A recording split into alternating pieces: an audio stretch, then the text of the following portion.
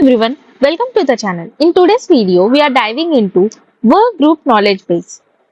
So, glad you see, hit that like button and let's get started. Workgroup Knowledge Base. A company knowledge base usually provides basic information for all company employees. Additionally, we can create a knowledge base for specific department employees in any work group or project.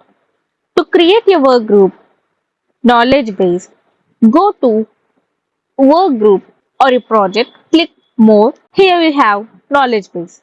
Click on that one. Select any of the templates, standard templates, download a template from our marketplace or use an empty template also. Here it is. Then click on create knowledge base in the top right corner. You are all set to add and edit the knowledge bases, configure the navigation menu and add block with different items. So here I am adding any of the useful things. Also, you can create or select the company knowledge base right from the work group.